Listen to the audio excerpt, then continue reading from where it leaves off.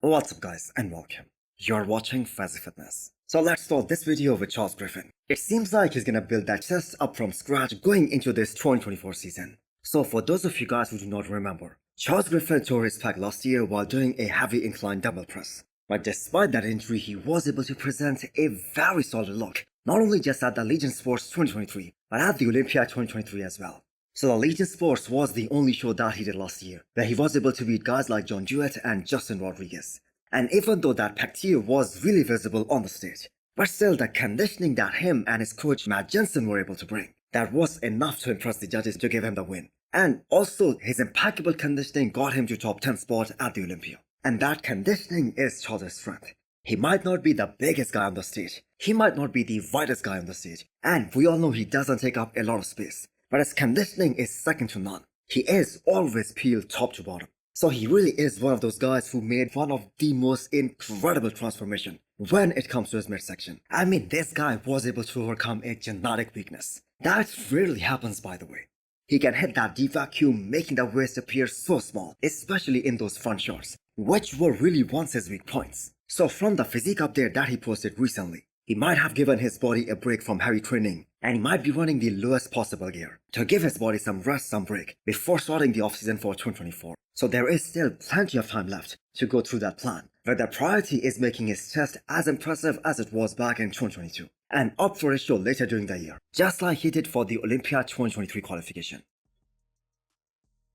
Would we have the same insane level of conditioning in classic physique category if there was no weight cap, if there was no weight ceiling? In my opinion, I don't think so. The reason these top guys are so damn shredded is because they have to make the weight cutoff, and most of them have to diet extremely hard in order to achieve that. Most of these guys are losing nothing but muscle to get to that weight cutoff. So when you are only losing muscle, that means you're gonna be shredded inside out. On the flip side, that means some of these guys can come in more rounder, more fuller, and look more bubbly if they are allowed to have that weight cutoff, if they are allowed to weigh a bit more. So take Mike Sommerfield for instance. He looks so huge during the offseason. Even right now he looks massive. And he will continue to pack on more muscle, more mass, before starting the official prep for the Olympia. So the question is, can Mike be more competitive in the men's open bodybuilding if he takes a few more years to grow? If he really gives himself the time to grow into the men's open bodybuilding? I have to say he might be more competitive. But the thing is, open bodybuilding comes with its own set of risks. And not just in the terms of gear or the PEDs that these guys use, but because these guys have to weigh so much more in comparison to classic physique guys. And I am not just talking about the weight on the stage. I am talking about the off-season, where these guys weigh so much more. And that can really take a toll on all of the organs. And that can be really dangerous for your health. That is also a health risk. So why this discussion of Mike switching from classic to men's open? Well, Mike placed his career's highest 5th at the Olympia 2022. And last year he dropped down to 8th spot. And there was a rumor that he is considering men's open bodybuilding for the future, until his coach Neil Hill denied that. The guy is still in classic physique, and Mike fits extremely well in classic physique category.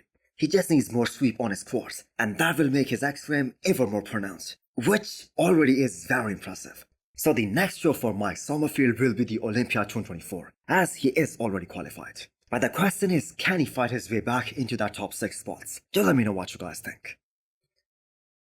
So another classic physique guy that I want to talk about here is Laszlo Kiraly, who is no longer prepping for the degut, which was originally his plan for 2024. So he is another one of those tall classic guys, who has one of the most insane upper half. His upper body proportions are probably one of the best in the IFBB Pro League right now. And he is another example of an athlete who faces this great challenge of making the weight cutoff, because he also has to lose muscle to get to that point. And he has to suffer really damn hard to be eligible to stand on classic physique stage. So we do not know the details on why they decided to up the food and go for some other show later during the year. But this news is confirmed. So last year was his Olympia debut, and Laszlo was able to place 15th. And I have to say that was way below his own expectations. But the thing is, there is only so much he could do if there is a weight cap hanging over his head. The problem with Laszlo is that his upper body is just way too big for his lower half. And that was the main critique given to him by the judges after the Olympia last year, that his legs are not anywhere as impressive as his upper body. So it is going to be extremely difficult for him to crack into that top 10 at the Olympia.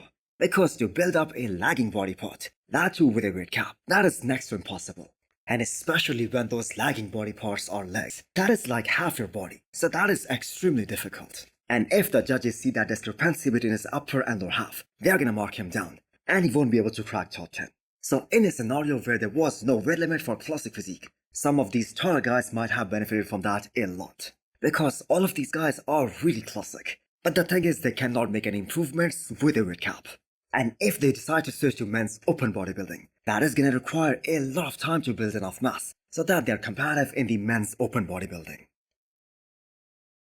Imagine being in a condition that Angel Calderon is currently at, which is about 7 weeks out of his next show, which is gonna be the New York Pro. And he has to drop another 26 pounds to make the weight cutoff in the 212 class. Yes, you guys heard that right. He is currently weighing 238 pounds, with striations on his shoulders, feathers on his quads, and striated glutes. But thankfully he is going for the men's open bodybuilding at the New York Pro.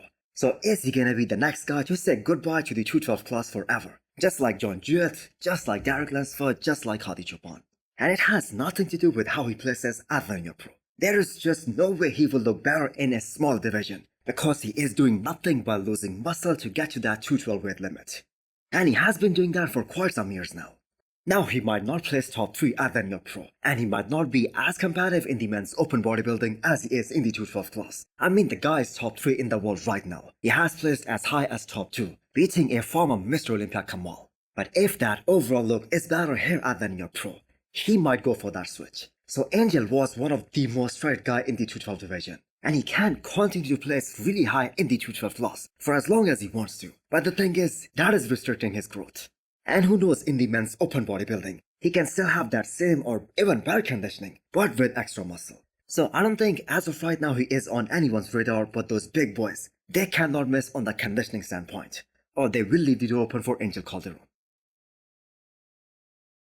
So a pro debut that we should all be looking forward to at this year's Arnold Classic South America in classic physique, that is of this guy Livinhopro. If you guys remember, he made some waves in the bodybuilding news, as he competed in the same show with Horsemdi where Horsemdi won his pro card. So this guy won his pro card later during the year, and he was gonna make his pro debut sometime in 2022. But unfortunately he was unable to do that because of an injury that he had. So he's gonna be making his pro debut in 1.5 weeks time at Arnold Classic Brazil. And right now he is looking so damn good. I mean, look at that tricep, the size that he has. So he got famous because he had one of the smallest waists out there. His reach taper is absolutely nuts because he has those massive quads. And when that comes into play with his tiny waist, he looks really damn good.